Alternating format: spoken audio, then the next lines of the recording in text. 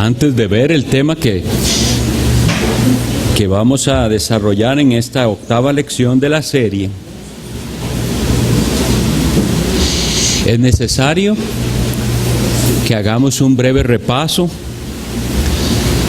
de la lección anterior.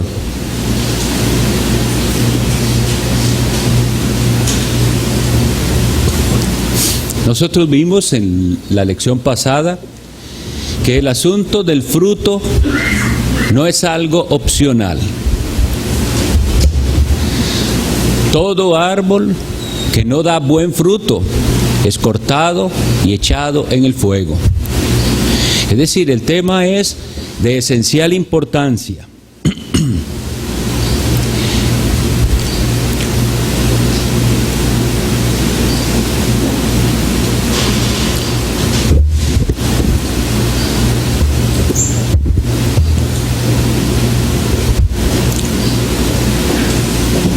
Nosotros tenemos entonces que tener bien claro esto. El fruto en la vida cristiana no es algo opcional. Pero habíamos visto entonces que muchas de las cosas que la gente piensa que son fruto, no son fruto espiritual. Y tenemos que estar bien alerta con esto, porque podríamos estarnos engañando a nosotros mismos pensando que damos fruto, y lo que estamos haciendo es, como dice la notita aquí, activismo. Nada más ocupados haciendo cosas y pensando que porque estamos ocupados estamos dando fruto. El fruto del que habla la Biblia no son logros o metas personales. El fruto es algo que se da. Es algo para el bien de otros y para la gloria de Dios. Y así habíamos terminado entendiendo que se refiere a las obras que Dios preparó, que son las que respaldan el mensaje que nosotros llevamos a todas partes. Nosotros como cristianos llevamos un mensaje. Ese es el mensaje del Evangelio. El Evangelio es algo que se anuncia, que se proclama. Pero ese Evangelio debe estar respaldado en la vida de los que lo proclaman, es decir, de todos los cristianos, por un fruto. Por algo que se da. Todas las buenas obras que Dios preparó para que anduviésemos en ellas, y estuvimos viendo específicamente las citas que nos hablan de ese fruto espiritual. Quiero enfatizar mucho esto porque uno cada vez que va a la palabra de Dios debe ir con esa reverencia y respeto de si estoy atendiendo. Bueno, el Señor me enseñó algo. ¿Qué voy a hacer con eso que Él me enseñó? Número uno, que el fruto es indispensable. Hay que dar fruto. Si no se da el fruto correcto, el árbol es cortado y echado en el fuego. El fruto no es lo que usted quiera definir como fruto, porque cada uno puede hacer trampa en ese examen de fruto y pensar que sí está dando fruto. Pero lo que considera fruto no es fruto delante de Dios. No es logros personales, no es algo para mí, siempre es algo que se da, algo para otros. Bien, ahora vamos a empezar. A partir de estas nos quedan, entonces, esta es la octava lección y son 13 si no me equivoco. En las siguientes lecciones vamos a estar viendo el actuar de Dios a favor de su pueblo, si nosotros somos conscientes de haber caído en este pecado, si nos damos cuenta que nos hemos enfriado espiritualmente, o que hay poco fruto en nuestra vida, incluso que no hay ningún fruto en nuestra vida. ¿Qué hemos de hacer? La palabra del Señor dice en el Salmo 23, un salmo que la mayoría hemos memorizado. En el Salmo 23, 3, dice así: confortará mi alma. Esa palabra confortar también puede ser traducida como restaurar. Por eso, otra versión de la Biblia, que se llama la versión de las Américas, lo traduce así: Él restaura mi alma. ¿Ven? Entonces, si nosotros somos ovejas de Jesucristo, si lo somos, con esa condición, esta promesa es para nosotros. Él conforta nuestras almas, Él las restaura. Ahora, ¿por qué nuestras almas necesitan ser confortadas o restauradas? Obviamente porque hemos caído en enfriamiento, porque hemos caído en pecado, porque no estamos dando el fruto que Dios manda de nosotros. Y vamos a encontrar consuelo en esta promesa del Señor. Él restaura las almas. Si nosotros, al hacer estos exámenes que nosotros hacemos semana a semana, vemos que estamos lejos de estar dando el fruto que Dios pide de nosotros, vemos que hemos decaído en nuestra vida espiritual, o tal vez vemos que estamos en peligro de caer, no es para que nos quedemos ahí. Vamos a ir a las promesas del Señor que nos dicen algo tan precioso como esto: Él confortará mi alma, Él nos restaura. Vamos a ir ahora al Salmo 89, 30, y vamos a leer los versículos del 30 al 34 del Salmo 89.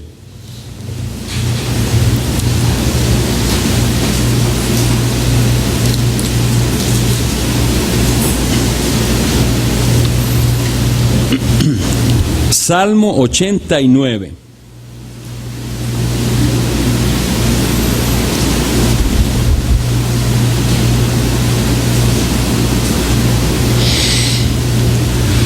Antes de leerlo, vemos que este salmo tiene un título y dice: Pacto de Dios con David. Esto es lo hermoso de entender la teología del pacto. Si nosotros pensáramos, como algunos piensan, que hay dos planes de Dios y que Dios trata diferente a Israel que a la iglesia, y que una cosa es Israel y otra cosa es la iglesia, y todas esas cosas, nosotros llegaríamos a partes como esta en la Escritura y no tendríamos esperanza, porque esto es para ellos. En cambio, nosotros podemos saber que este pacto hecho con David y con su descendencia nos incluye a nosotros. Dice así: si dejaren sus hijos mi ley y no anduvieren en mis juicios, si profanaren mis estatutos y no guardaren mis mandamientos, entonces castigaré con vara su rebelión y con azotes sus iniquidades, mas no quitaré de él mi misericordia, ni falsearé mi verdad. No olvidaré mi pacto, ni mudaré lo que ha salido de mis labios. El versículo 35 es también apropiado. Una vez he jurado por mi santidad y no mentiré, a David. Entonces, nuestra esperanza en medio de, o al ser enfrentados con nuestra situación espiritual deficiente, está en la fidelidad de Dios. Ahí estará nuestra esperanza. Entonces, hoy vamos a hacer una breve exposición de este texto que nos va a llenar a nosotros de esperanza si somos del pacto. Si usted se puede dar fe de que está incluido en ese pacto. El primer versículo nos habla: si dejaren sus hijos mi ley. Si eso pasara, y lo dice de diversas maneras. ¿Qué es dejar su ley?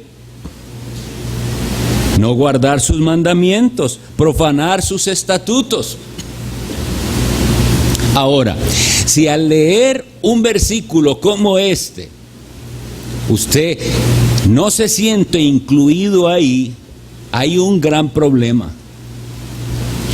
Nosotros sabemos que sí hemos dejado muchas veces la ley de Dios, que muchas veces hemos violado sus estatutos y que muchas veces no hemos guardado sus mandamientos. Nosotros tenemos 7 lecciones de esta serie del enfriamiento espiritual. Y después de cada lección hay un examen. Si usted piensa que después de ese examen usted salió muy bien, está engañado. Nadie sale de este examen con el 100%. ¿Por qué? Porque en nuestro corazón hay un remanente de pecado. Nuestro cuerpo no ha sido glorificado.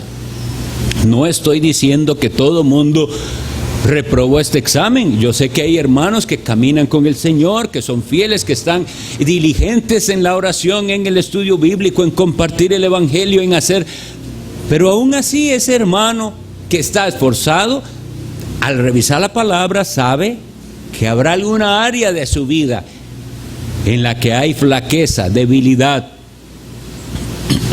o que incluso esas metas hermosas que tiene de servicio al Señor han sido entorpecidas de diversas maneras.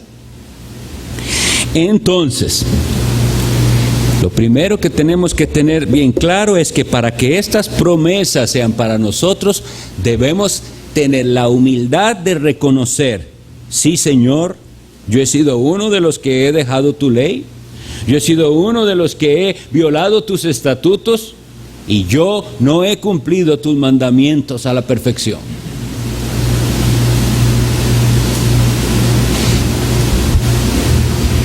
¿Quiénes pensaban que sí cumplían la ley de Dios? Los fariseos. Y oraban y tenían todas sus prácticas religiosas en las cuales eran bien estrictos.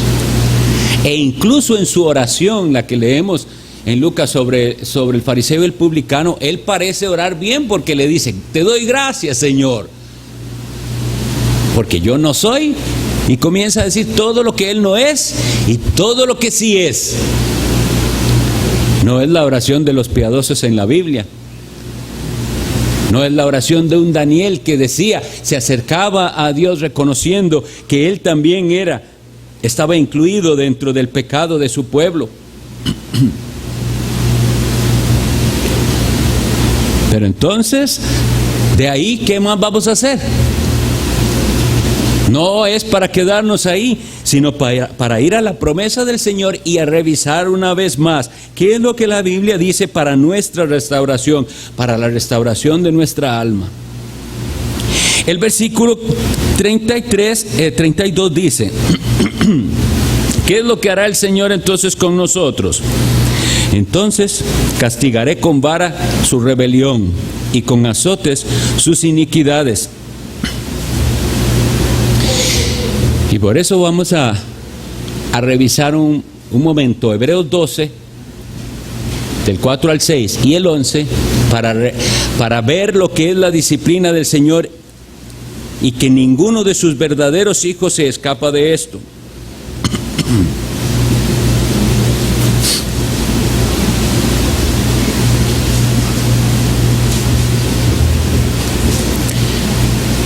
Hebreos 12:4 dice: porque aún no habéis resistido hasta la sangre, combatiendo contra el pecado. Y habéis ya olvidado la exhortación que como a hijos se os dirige, diciendo: hijo mío, no menosprecies la disciplina del Señor, ni desmayes cuando eres reprendido por Él. Porque el Señor al que ama disciplina y azota a todo el que al que recibe por hijo. Versículo 11. Es verdad que ninguna disciplina al presente parece ser causa de gozo, sino de tristeza, pero después da fruto apacible de justicia a los que en ella han sido ejercitados.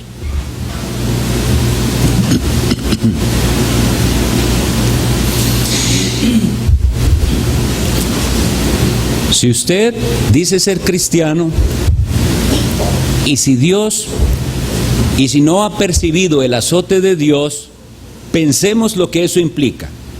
Porque acabamos de leer que Dios al que ama disciplina. Entonces, si usted dice ser cristiano y nunca ha sido disciplinado por Dios, vean lo que eso implica. Implica que usted nunca se ha portado mal, que usted nunca ha hecho nada mal, porque Dios nunca ha tenido que azotarle. ¿Ven lo que hay detrás? La soberbia y el orgullo del que piensa que está bien en el fondo. No lo dice, no es que lo exprese así.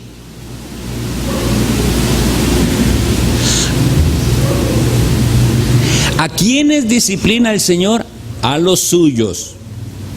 Ahora, no a algunos de los suyos, porque dice, y azota a todo el que recibe por hijo. En nuestra cultura impía, alejada de Dios y de su palabra, muchos incluso se jactan. Mi papá nunca me castigó a mí. Eso no es algo, para el mundo está bien, pero según la Biblia, eso fue un padre ¿cómo? Irresponsable. El que detiene el castigo, dice la Biblia, a su hijo aborrece, mas el que lo ama, desde temprano lo corrige. Dios es como un padre perfecto, amoroso y responsable. Y el padre amoroso y responsable corrige a su hijo y lo azota cuando es necesario. No es un azote para destruir, como el que oímos también entre el mundo impío, que maltratan a sus hijos, parece que los quieren destruir. No es eso, es el amor el que mueve al padre al azote, porque aquel hijo sin ese azote no podrá vencer sobre el pecado. Entonces, bien claro, nosotros vamos a indagar en nuestro caminar con Dios cuántas veces el Señor ha aplicado el azote a nuestra vida. Y eso, en lugar de entristecernos, nos va a dar esperanza, porque vamos a decir, Él me azotó porque Él me ama y no me va a dejar ir por el camino incorrecto que lleva a la perdición. El inconverso y el falso cristiano no sabe de esto, de la disciplina del Señor. Todo lo que al impío, al inconverso, al incrédulo le pasa de todo, cosas buenas y malas, pero eso no es disciplina del Señor. Nosotros sí somos disciplinados con el Señor porque Él manda esas cosas con un propósito de corrección. Entonces hay que saber identificar el azote de Dios. Pero vean cómo empieza ese fragmento. Aún no habéis resistido hasta la sangre. Eso es una expresión muy dramática. Combatiendo contra el pecado. Hay gente que es supuestamente creyente, que no tiene una lucha verdadera contra el pecado. No hay combate. ¿Qué significa que no hay combate? Que cuando viene la tentación siempre cae. Cuando viene la tentación a enojarse, se enoja. Cuando viene la tentación a gritar, grita. Cuando viene la tentación sexual, cae. No hay lucha. Es simplemente que cada vez que haya una oportunidad de pecar, va a pecar. El cristiano sí combate. Pero él le dice, el escritor de Hebreos dice, usted no ha combatido hasta la sangre. O sea, esto es a muerte. Como decía John Owen, o usted mata el pecado o el pecado lo mata a usted. Entonces así, ahora dice, ustedes no han combatido hasta la sangre. Y en este contexto puede que sí se trate de sangre física, es decir, usted no ha dado la vida por pelear. Ahora, en nuestro contexto eso tiene otro significado. Es, usted no ha hecho todo lo posible, lo necesario, hasta la agonía, con tal de vencer al pecado. Por eso viene Dios y tiene que castigarle. Porque usted no está peleando contra el pecado como debe pelear. ¿O ustedes piensan que el ejército del Señor es un ejército de indisciplinados? Nosotros, en particular, tenemos poca cultura de ejército. Ustedes lo saben. Yo no creo que esto sea necesariamente algo bueno, pero los que sí conocen, y si no indaguen, el ejército es de disciplina. En el ejército el soldado hace lo que debe hacer a la hora que debe hacerlo y no puede simplemente dejar de hacer algo porque no tenía ganas, porque no quiso, no, ahí estará el capitán. ¿Y qué pasa con un soldado indisciplinado? Hay consecuencias. No, así no son los ejércitos. No es que usted hace todo cuando quiere y si quiere. Hace lo que tiene que hacer cuando tiene que hacerlo. ¿Ustedes piensan que cuando suena la campana de levantarse, algunos soldados dicen, mejor me voy a quedar media hora más? Es esa hora y es a levantarse y es a arreglar la cama y a dejar todo, y todo en horarios. Eso nos dice mucho. Entonces, si ese soldado de Cristo, si es un verdadero soldado de Cristo, no cumple, no está siendo disciplinado, vendrá la disciplina, el azote de Dios. ¿Cómo vamos a identificar si nosotros hemos recibido el azote de Dios? Bueno, precisamente se va a mostrar en las derrotas en nuestras batallas. El buen soldado está entrenado y está en forma. Está en forma. Pero un soldado vagabundo, un soldado que no está en forma, imagínenselo. Ahora, va a recibir derrotas en aquellas peleas cuerpo a cuerpo, porque para que la ilustración nos sirva tenemos que pensar en el ejército antiguo y en peleas cuerpo a cuerpo. Había que tener brazos fuertes, saber manejar la espada, tener energías, todo eso, y todo eso se adquiere siendo disciplinado. Si usted no lo es, va a perder batalla. Ahí viene el primer azote de Dios, que casi que podemos decir simplemente es una consecuencia. Pero también, en una manera más práctica, pensemos, si habrá algunas metas que nosotros deseábamos alcanzar y han sido impedidas. El Señor ha impedido cosas que deseábamos. Bueno, póngase a pensar, ¿será esta la manera en que Dios está azotándome para que reaccione? Que no piense que yo puedo seguir como quiera y que todo me va a salir siempre bien. Esa es una de las maneras en las que Dios azota. Situaciones difíciles que estamos pasando relacionadas con aquella área en la que somos flacos.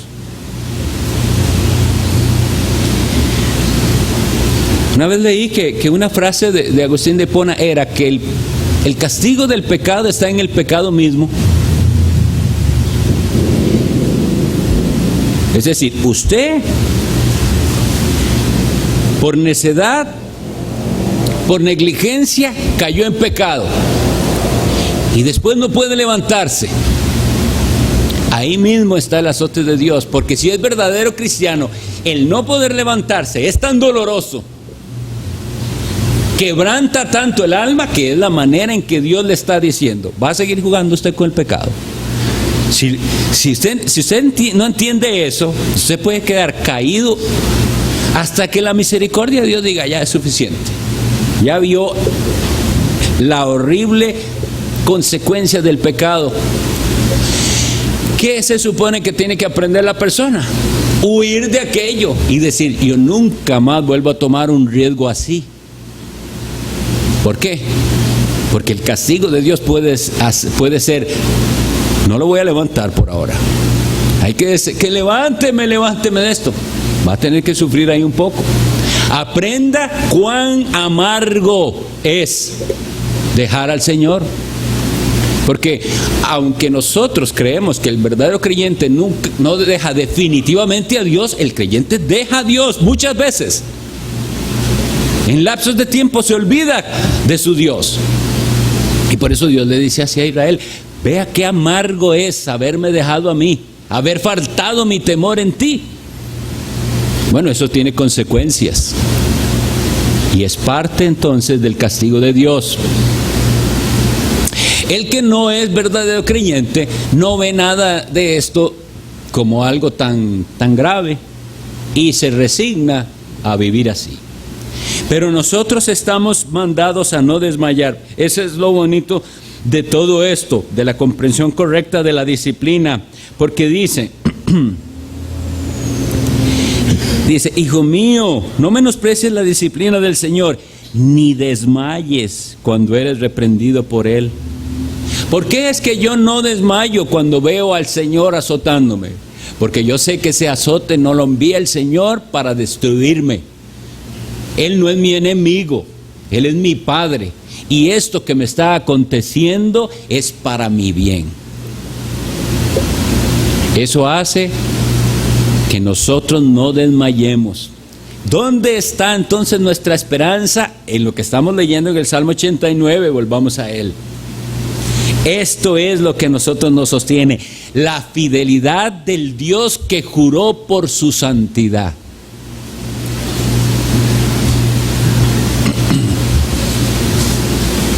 No quitaré de él mi misericordia, ni falsearé mi verdad.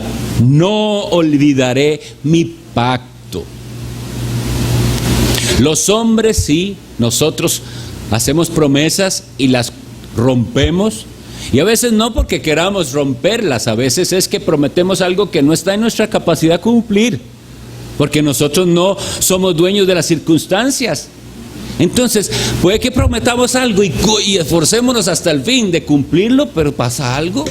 Me enfermé, no pude llegar, hubo un accidente, no pude llegar a la hora. Le prometí a aquella persona que la veía a las 4 y está esperándome a las 4. Esa promesa, puede que yo haga todo mi esfuerzo por llegar, pero puede pasar todo eso.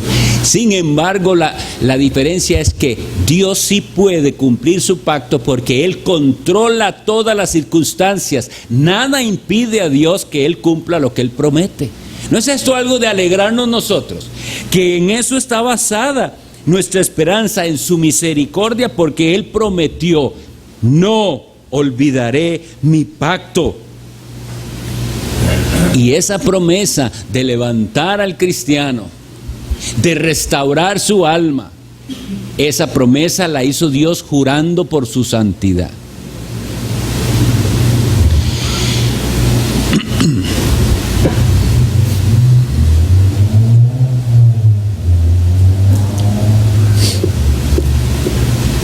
Tristemente, la gente también está con un enfoque tan materialista que todo el azote del Señor lo ve solo en lo que pasa en esta vida. Puede ser que el azote del Señor sea así, pero hay cosas aún más tremendas, que es esa comunión que se pierde con Dios. Cuando David peca tan gravemente, ¿verdad? Porque la Biblia no disminuye en nada la gravedad del pecado de aquel que es descrito en otras ocasiones con un corazón conforme a Dios, un hombre íntegro, amoroso de Dios y todo, y sin embargo peca de tal manera tan grave que él llega a sentirse abandonado de Dios. Y él, en los salmos de su penitencia, el Salmo 51, el Salmo 32, que dice que cómo fue ese espacio de vida para David. Dice que él sentía pudrición en sus huesos, que él ya estaba como desahuciado, como listo para morirse, ya no tenía esperanza en la vida. Eso era por todo, aparentemente seguía bien, ¿verdad? Pude deshacerme del esposo de Betsabé, entonces ya ahora no está mal que la tome por esposa porque ya no tiene esposo. Pude tapar las cosas, todo en apariencia está bien, pero ¿cómo era la relación de él con Dios en ese tiempo? Era un desierto, él lo dice así, un desierto espiritual. Era morirse de sed y no tener agua. Pero todo eso lo llevó al arrepentimiento y a creer que ese pacto que Dios, una vez más, creer en el pacto de Dios. Dios hizo un pacto y lo restauró. Vamos a dedicar ahora unos minutos al examen para ver si nosotros deberíamos hoy orar pidiendo al Señor: tú prometes en el Salmo 23 que confortarás mi alma, que la restaurarás. Yo necesito que la confortes hoy, que la restaures. Y vamos a ver en cuál área. La primera es la de la oración. Si nosotros revisamos el relato de cuando Cristo ora en Getsemaní y le dice a sus discípulos: quedaos aquí mientras yo voy y oro, velad conmigo. Y el Señor viene y los encuentra dormidos. Y va otra vez y ora. Y le dice: velad y orad para que no entréis en tentación. La carne no está dispuesta, el espíritu es el que está dispuesto, la carne es débil. Les advierte y va Cristo a orar una vez más, a postrarse, a rogar a su Padre: si es posible, pasa de mí esta copa, pero no se haga mi voluntad, sino la tuya. Viene una tercera vez y los encuentra, pero las palabras del Señor son así: ¿no habéis podido velar conmigo una hora? Y de veras no pudieron. ¿Tuvo consecuencias esto, sí o no? Claro que sí. No pudieron estar con él hasta el final. El relato de Mateo dice que cuando llegaron, todos huyeron. Es fácil leer estos relatos y pensar nosotros: qué cobardes los discípulos, qué infieles, qué malos con el Señor, que estuvo con ellos y les dio todo, y ahora en su peor agonía lo dejan solo. Ahora cuando vienen estos, lo dejaron solo, lo abandonaron. Y es fácil pensar nosotros así, pero eso somos usted y yo, que vamos a tropezar y a fallarle al Señor si no hemos perseverado en la oración, porque fue Cristo mismo el que dijo que teníamos que velar y orar para no caer en tentación. Bueno, no velaron, no oraron y cayeron en tentación. Sea cual sea su área particular de debilidad, si usted no ora y no vela, va a caer. Ahora, ¿ha recibido el azote del Señor por no orar y velar? Por eso siempre hago la aclaración: el incrédulo no sabe del azote de Dios. La lectura de la Biblia. La gente, el cristianismo hoy en su mayoría está basado simplemente en la actividad que se hace en la iglesia. Y en la iglesia eso es lo poquito de religión que ellos tienen. No hay una comunión verdadera con Dios personal, diaria.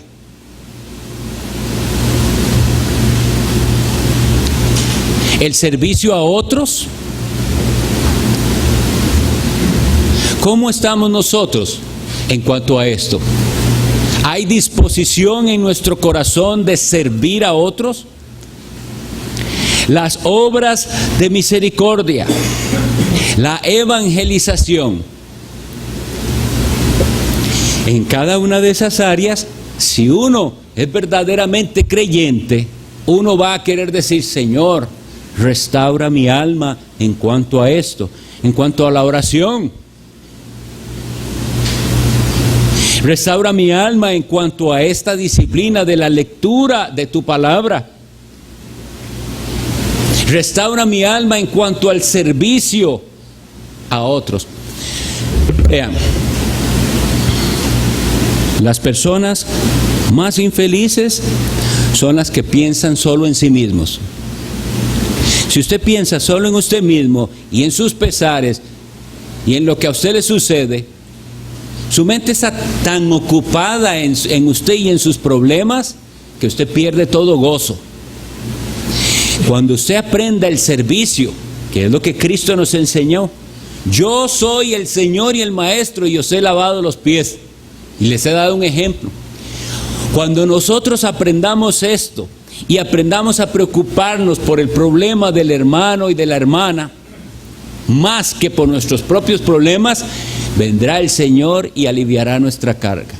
Esa carga que a usted está llevando hoy en día y que le parece tan pesada, porque así es, nosotros pensamos que el Señor, ese es nuestro sentimiento, tal vez no lo digamos, pero a veces parece que dijéramos: yo creo que el Señor se le está pasando la mano en la carga que yo estoy llevando. La siento tan pesada, tan pesada. Bueno, comience a pensar en la carga de otro y a tratar de ayudar a otro y verá que el Señor alivia la suya. Las obras de misericordia. Es muy, muy importante que leamos una y otra vez Mateo 25, porque en el juicio del gran día, cuando Él dice que Él separa a los de la derecha y a los de la izquierda, lo basa en qué hicieron ellos por otros, porque Cristo les dice, cuando ellos se extrañan del juicio, Él les dice, si ustedes lo hicieron a estos mis hermanos más pequeñitos, lo hicieron a mí. Si ustedes no lo hicieron con estos mis hermanos más pequeños, no lo hicieron conmigo. Y la evangelización. Hermanos, el cristiano no evangeliza como una rutina que se le impone. Quitemos eso de nuestras mentes. Si alguien alguna vez lo sembró pensando que cuando se hace una actividad especial evangelística nosotros venimos, participamos y entonces ya descargamos nuestra tarea de evangelización. En la Biblia el evangelio es presentado como el calzado en la armadura de Dios. Y así como usted lleva zapatos a toda parte donde va, el evangelio va con usted donde usted va. Va a la oficina, va al trabajo, al estudio, a su familia, a los mandados. El evangelio va con usted. Y usted debe compartirlo. Siempre la pregunta, entonces, podemos ahondar un poco más en ella y decir, ¿usted tiene que compartir? Porque es que las palabras de Pedro y Juan nos dicen mucho en aquel día que iban para el templo. En los Hechos leemos que él dice que un mendigo le extiende su mano, deme algo. Y él le dice, yo no tengo plata ni oro, pero lo que tengo te doy. Eso es lo que nosotros tenemos que pensar. Usted para poder dar, tiene que tener primero. Y estamos hablando del evangelio. Para que usted pueda compartir el evangelio, usted debe tener entendimiento del evangelio y experiencia personal de lo que ese evangelio hace en la vida del pecador, que es poder de Dios para salvación. Entonces, hagamos la pregunta: ¿has recibido o percibido alguna vez el azote de Dios?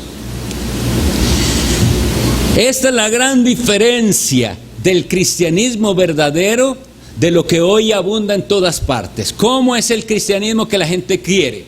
Es un cristianismo de solo alegría, solo gozo, y lo triste es que es una distorsión del verdadero gozo. No es gozo espiritual, sino es el gozo del mundo. Por eso decía Ravenhill que el entretenimiento es ese sustituto que el diablo puso para el gozo. Y la gente cree que está gozosa y bien cuando está entretenida. Por eso ese es el Dios del mundo, entretenerse y divertirse. Y la gente piensa que ser cristiano es eso, pasar siempre contento, divertido y entretenido. Y nadie les ha hablado de que al que Dios toma por hijo, lo azota. A veces Dios azota de una manera tal vez leve, por decirlo así, o tal vez en sus primeros inicios compasivamente. Es decir, cuando usted viene aquí a la iglesia y es predicada la palabra de Dios en el poder del Espíritu Santo, usted se va azotado a la casa. Es un azote, nadie lo vio, usted lo sintió en su alma. Hoy Dios me ha azotado con su palabra y me tocó ahí en la llaga. Este es mi problema. Si nosotros somos prudentes y sabios, no necesitaremos más que eso. El Señor me azotó hoy, voy a atenderle. Así es parecido con los niños nosotros. No es de una vez que hay que ir con el castigo físico, ni con algo grave. Primero vamos a razonar con el hijo y a explicarle y a advertirle. Así hace Dios con nosotros. Pero si no atendemos, vendrá el segundo nivel de disciplina. Ahora, por eso lo puse aquí de que si lo ha percibido, porque si usted no ha percibido el azote de Dios en la predicación de la palabra de Dios, muy probablemente tampoco Dios va a tratar luego con usted, porque Él trata primero con sus hijos. Usted tiene que estar seguro de que usted es hijo o hija de Dios por la fe en Jesucristo. Y que Él, cuando la palabra es enseñada y predicada, trata con usted. Hay una relación verdadera. La última pregunta es: ¿cuál es nuestra reacción ante la invitación a los exámenes de conciencia? Nosotros podemos rehuir a estos exámenes. Como les he venido diciendo, no sirve de nada hacer trampa en el examen y creer que uno está bien cuando uno no está bien. Pero el asunto es que usted puede posponerlo, pero hay esperanza si usted se dispone a hacer ese examen aquí, mientras está aquí.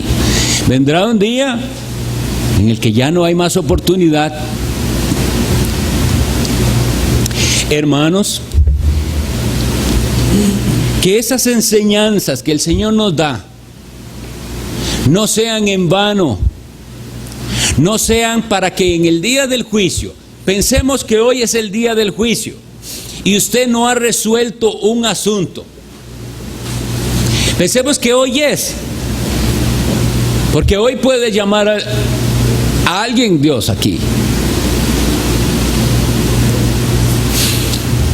¿Cuál es la excusa que le daríamos a Dios con respecto a eso que no arreglamos si el Señor nos dirá: yo le dije claramente qué hacer y usted no lo hizo? Es muy grave, porque Dios está dándonos la información. Nosotros estaríamos rechazándola. ¿Qué tenemos que hacer? Entonces, creer en su misericordia, ir en oración y decirle al Señor: yo creo que tú no quitas de mí tu misericordia, que tú no olvidas tu pacto, que tú harás lo necesario para sacar derecho de mí, para corregirme, para hacer de mí lo que yo debería ser.